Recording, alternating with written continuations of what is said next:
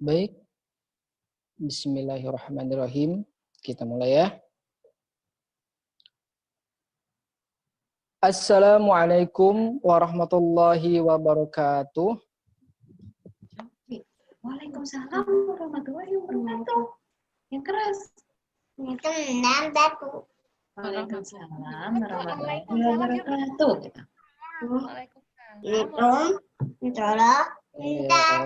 Kak Fadil anggap udah jawab semua ya. Ya, bismillahirrahmanirrahim. Alhamdulillahirabbil alamin.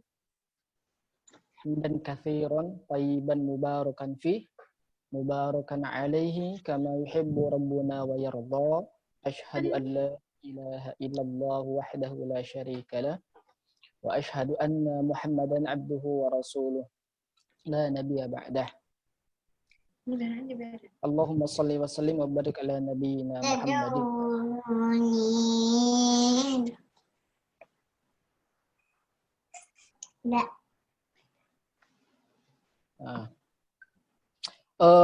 Apa kabar semuanya adik-adik tahun Asyakirin?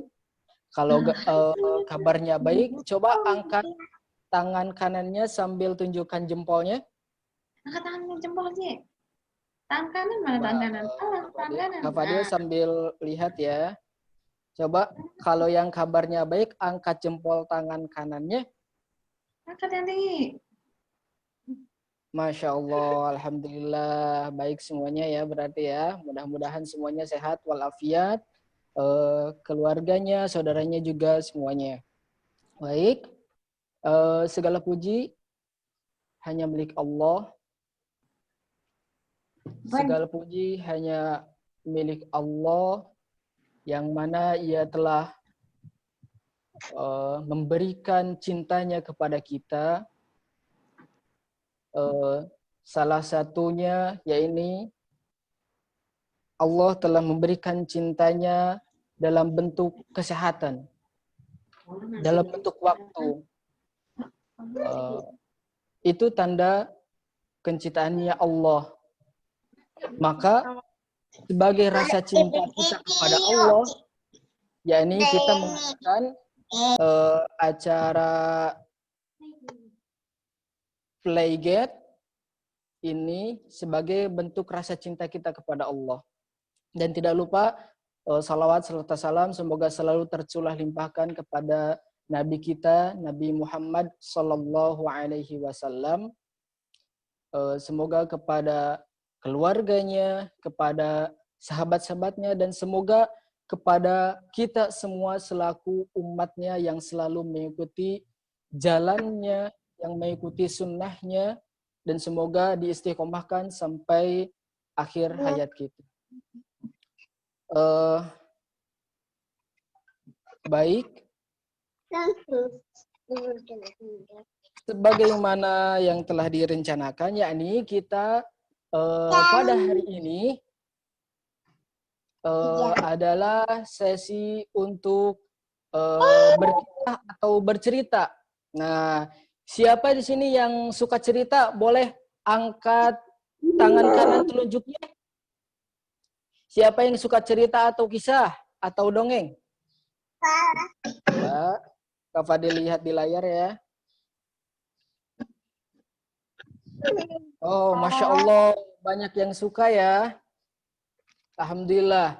Oke, mudah-mudahan adik-adik semua di sini juga mudah-mudahan ya suka dengan ceritanya yang akan Kak Fadil sampaikan insya Allah. Iya, sebelumnya perkenalkan dulu ya. Nama kakak Kak Fadil, asli Garut, kalau tinggalnya di Depok, di Mekarsari. Kalau pekerjaan sehari-hari ya di masjid saja. Baru menikah juga. Alhamdulillah sekarang lagi mengandung. Semoga disehatkan istri dan janinnya. Amin. Mungkin sebagian di sini ada adik-adik juga yang sudah kenal ya. Soalnya dari angkatan pertama juga Kak Fadil itu udah lumayan sering ngisi cerita. Nah, dan alhamdulillah ada teman-teman atau adik-adik yang baru gabung nih, Masya Allah semangatnya. Nah, jadi hari ini Kak Fadil akan bercerita atau mengkisahkan sebagaimana banyak adik-adik lain yang bertanya, dan ini sangat penting untuk dijawab. Apalagi kita sebagai umat Islam itu sangat penting sekali untuk menjawab pertanyaan ini. Pertanyaannya ialah sebagaimana yang dipakai judul, yakni kita sadar, kita yakin ya bahwa Allah itu ada. Kita yakin bahwa Allah itu ada, tapi kenapa kita nggak bisa melihat wajah Allah? Coba ada yang tahu mungkin? Nah, kalau ada yang sudah tahu jawabannya, tinggal disimak aja, diulang. Mungkin jika ada yang belum tahu jawabannya, insya Allah Kak Fadil akan sampaikan, akan jawab dengan kisah atau cerita.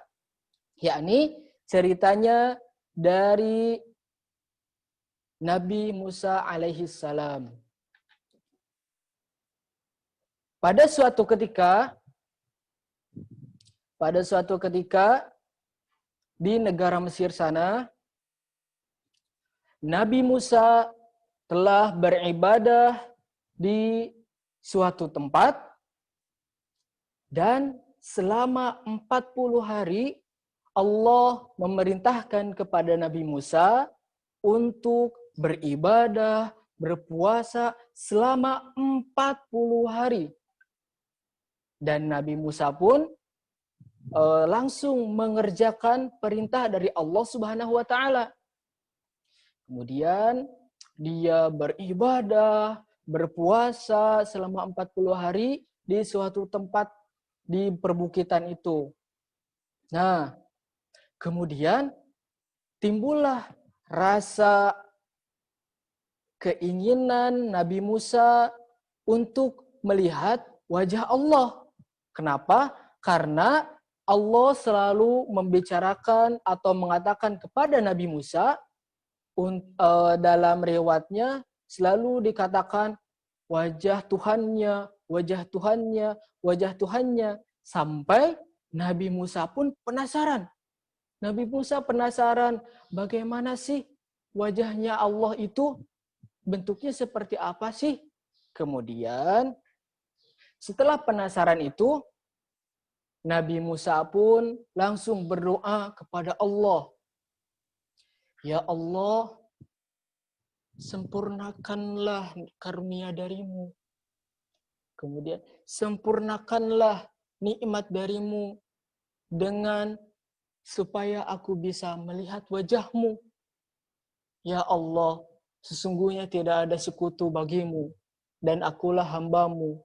Ya Allah, kabulkanlah permohonanku. Seperti itu doanya Nabi Musa kepada Allah. Kemudian Allah pun langsung menjawab doa itu. Allah langsung menjawab permintaan dari Nabi Musa. Bagaimana jawaban Allah kepada Nabi Musa? Kata Allah begini, di dalam Al-Quran, Allah berbicara, Allah berfirman, wahai Nabi Musa, sesungguhnya sekali-kali kau tidak akan pernah bisa melihat wajahku, kata Allah. Dan sesungguhnya kau bukan tidak bisa lagi, tetapi tidak akan pernah mampu melihat wajahku. Nah, kemudian Nabi Musa pun langsung menjawab lagi, ya Allah, sungguh tidak ada sekutu bagimu. Sungguh, aku hambamu dan akulah yang pertama kali akan beriman kepadamu setelah aku melihat wajahmu. Kata Allah langsung menjawab lagi, wahai Musa, apakah kau tidak mengimani akan keberadaanku? Apakah kau tidak melihat samudra? Apakah kau tidak melihat gunung-gunung, batu-batu yang menandakan bahwa keberadaanku itu adalah sebetul-betulnya? Kemudian, wahai Allah, sesungguhnya aku sangat meyakini, sesungguhnya aku sangat percaya bahwa engkau itu ada. Dan sesungguhnya aku hanya ingin melihat wajahmu agar aku lebih khusyuk dalam beribadah kepadamu. Kemudian setelah itu Allah langsung menyetujui permintaannya Nabi Musa. Pertama, Allah akan menurunkan tentaranya. Seperti ini perkaranya. Wahai Nabi Musa, baiklah, aku akan menuruti permintaanmu. Sebelum aku turun ke muka bumi, aku akan menurunkan terlebih dahulu tentara-tentaraku. Setelah itu, kemudian kau naik ke bukit Tursina sana. Ada batu, duduklah di sana. Dan tunggulah kehadiran tentara-tentaraku. Begitu teman-teman. Kemudian Nabi Musa pun naik ke atas bukit. Terus naik dengan jalan yang berliku-liku. Kemudian yang sangat menanjak. Terus Nabi Musa naik ke atas. Setelah sampai ke atas, dia pun duduk di atas batu yang Allah tunjukkan tadi. Nah, setelah duduk itu, tidak lama terdengarlah suara gemuruh yang menandakan bahwa tentaranya Allah mau turun dari langit. Yang pertama yang turun ialah malaikat penjaga langit pertama. Dengan suara petir yang menyambar-nyambar, dengan suara petir yang warnanya sampai mengkilat-kilat cahayanya. Kemudian dari situ pun Nabi Musa mulai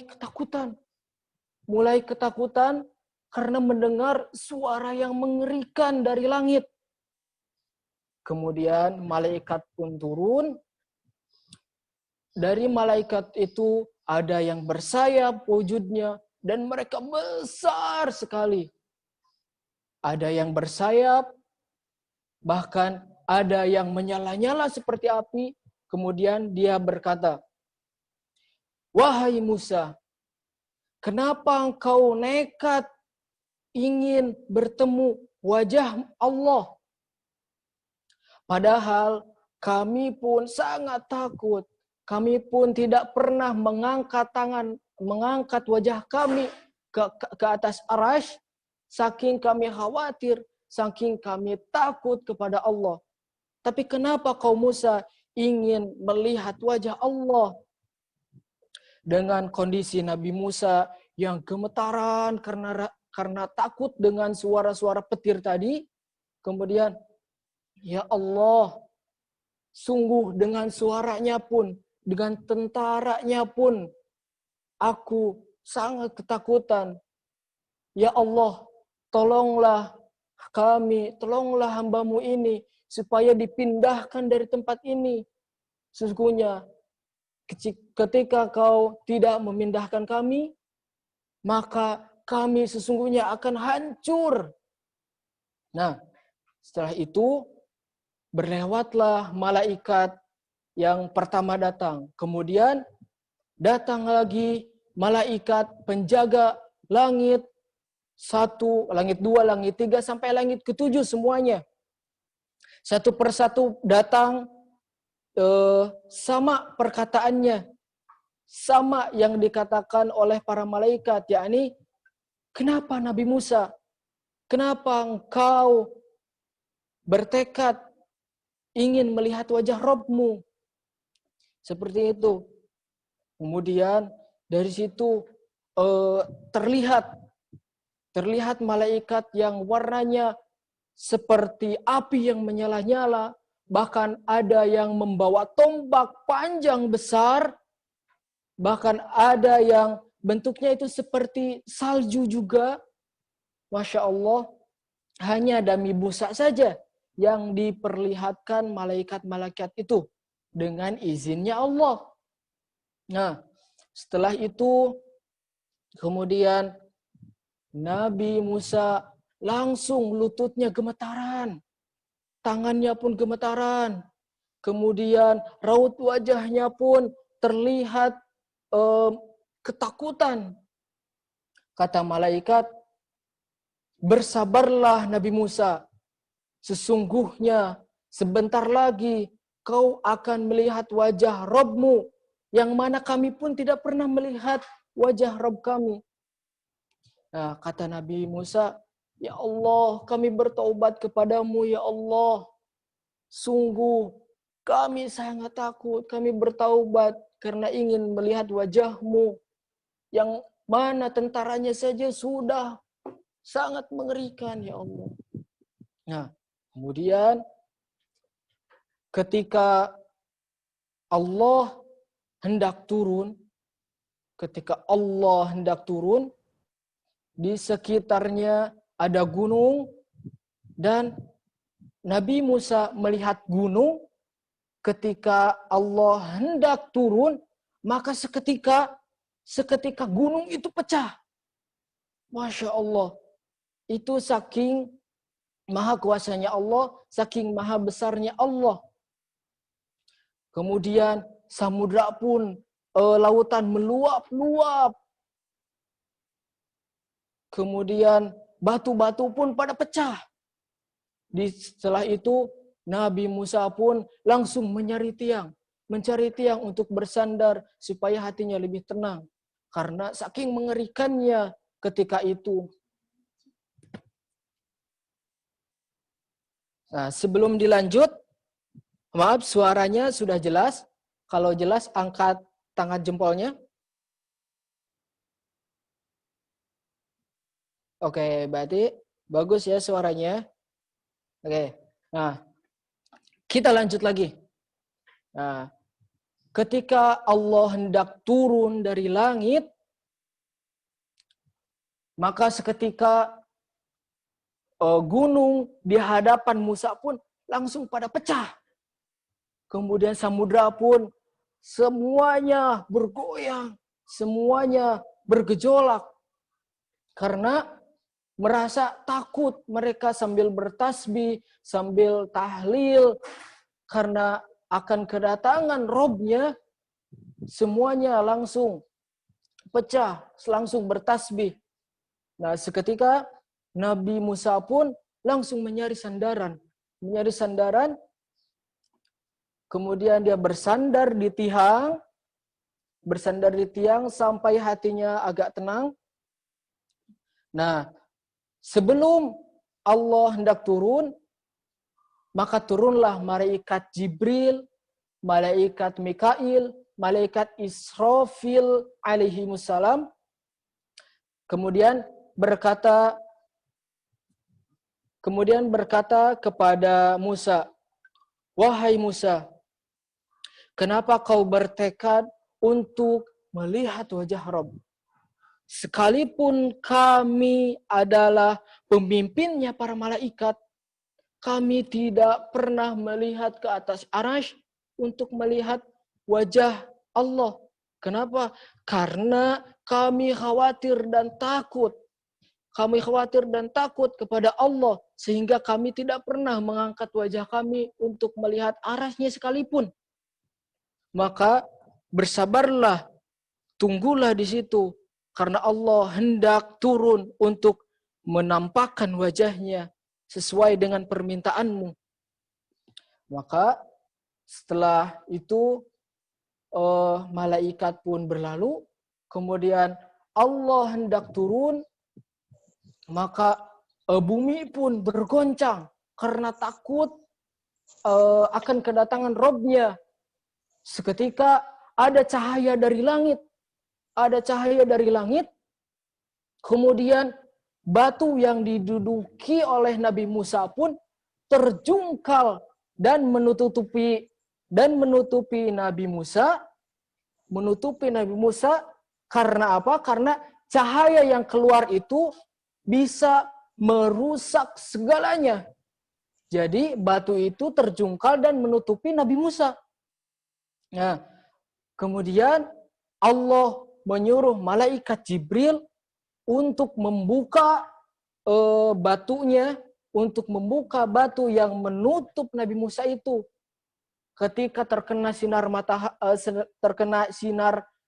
dari Allah itu, seketika Nabi Musa rambutnya menjadi putih seperti kakek-kakek.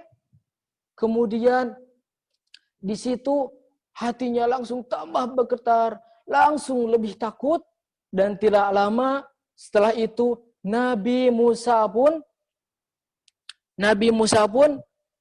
pingsan karena tidak kuat melihat wajah Allah. Setelah tidak lama kemudian Allah pun naik lagi ke atas arasy karena Nabi Musa pingsan, tidak sadar. Allah naik lagi ke atas arasy, kemudian memerintahkan malaikat Jibril untuk membangunkan Nabi Musa. Kemudian Nabi Musa bangun, seketika langsung Nabi Musa memohon kepada Allah, "Ya Allah, sesungguhnya aku bertaubat kepadamu. Maha besar Engkau ya Allah. Maha mulia Engkau ya Allah. Maha kuasa Engkau ya Allah. Yang mana tentaranya yang sangat hebat. Kau memiliki tentara yang sangat kuat. Bahkan mereka pun tidak kuasa, tidak sanggup untuk melihat wajahmu. Ya Allah, aku bertaubat kepadamu ya Allah. Tidak ada sekutu bagimu ya Allah. Aku hambamu. Akulah hambamu yang beribadah kepadamu." Nah, setelah itu pun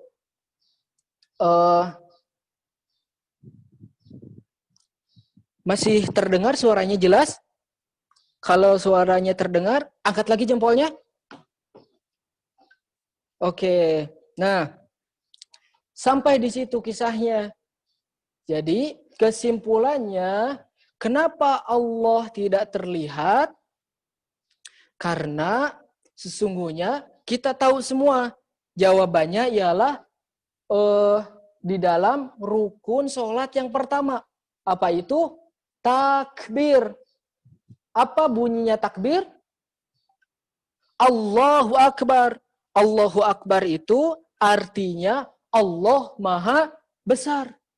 Jadi, kenapa kita tidak bisa melihat Allah? Karena Allah Maha Besar. Allah itu lebih besar dari bumi, lebih besar dari gunung, lebih besar dari sungai, lebih besar dari samudra, lebih besar dari bumi, lebih besar dari matahari. Makanya kita tidak bisa melihat Allah. Jadi, kalau kita ingin melihat Allah, tidak ada yang akan mampu melihat Allah kecuali orangnya itu akan mati. Orangnya itu akan mati kalau mau melihat Allah. Tetapi kita akan bisa melihat Allah suatu hari nanti, yaitu kapan?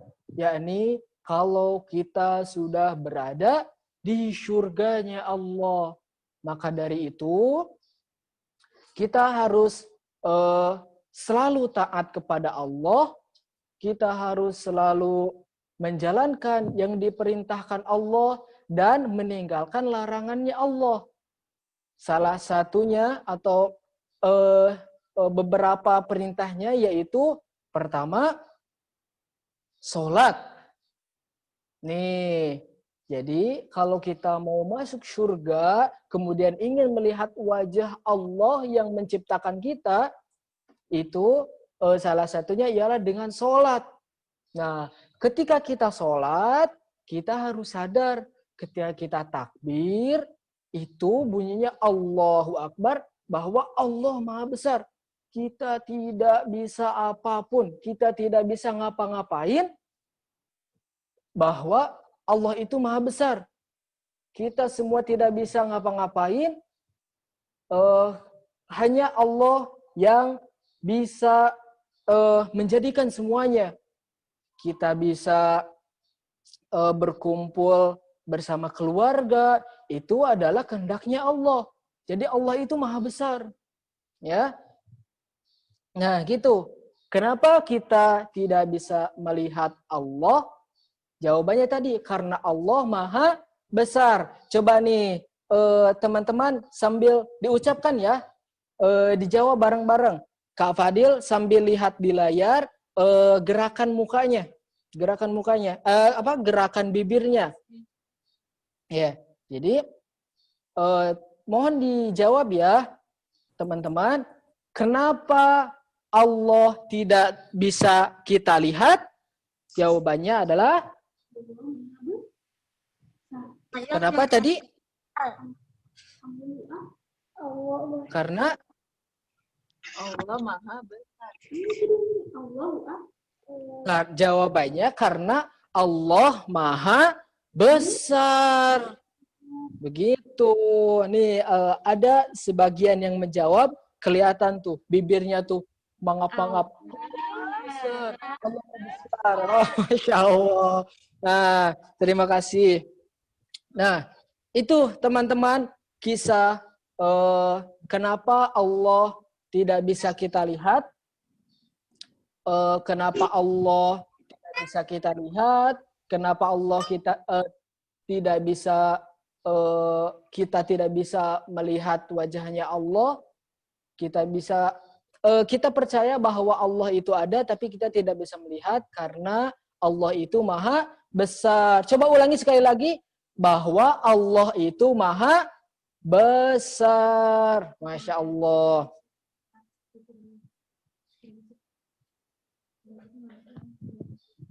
Dari situ aja. Oke. Sebelum tutup, jika ada yang mau foto atau screenshot, silahkan ya, Kak Fadil kasih waktu 1 menit ya, 1 menit aja. Kasih waktu 1 menit untuk screenshot. Oke, dimulai 1, 2, 3.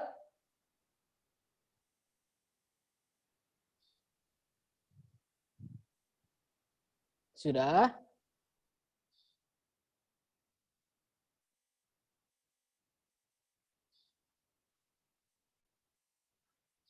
Oke. Kak Fadil anggap sudah ya screenshotnya. Jadi itu untuk bukti atau kenang-kenangan bahwa kita pernah bercerita bareng-bareng. Nah, Kak Fadil juga udah screenshot teman-teman semuanya yang hadir dalam sesi cerita kenapa Allah tidak terlihat. Nah, sudah dapat jawabannya semuanya ya. Nah, jadi segitu saja cerita hari ini. Semoga semuanya mendapatkan manfaat dari cerita tadi. Kemudian mungkin ada yang mau disampaikan, Bu Jane? Mbak Nisa gimana?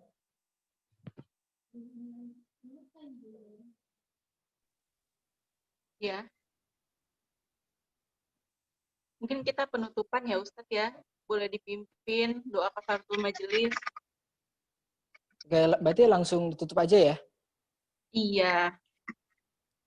Baik. Untuk penutupan, sebelumnya Kak Fadil berdoa, semoga teman-teman semuanya istiqomah, semakin taat kepada Allah, dan semuanya menjadi anak-anak yang soleh-soleha, yang bisa berbakti kepada orang tua, kemudian berbakti kepada agama, dan berbakti untuk bangsa juga. Nah, Tambah yang ini. Iya, nanti. sekian cerita ini dengan doa kafaratul majelis. Subhana rabbika rabbil Allahumma Subhanallahumma wa bihamdika asyhadu an la ilaha illa astaghfiruka wa atubu wa ilaihi. Ada terima kasih. Dadah Ustadz Fadil. Bye-bye. Jazakallah Ustaz. Jangan jangan jazakallah. Jazakallah Ustaz. Jazakallah Wa Ustadz. iya khairan. Terima kasih semuanya. Terima kasih Ustadz. Dadah. Sama-sama semuanya. Assalamualaikum warahmatullahi ibu. Ayo mana? Assalamualaikum. Assalamualaikum soleh-solihah. Waalaikumsalam. Alhamdulillah Ustaz Dede. Jatuh deh. Malam ini. Pada punya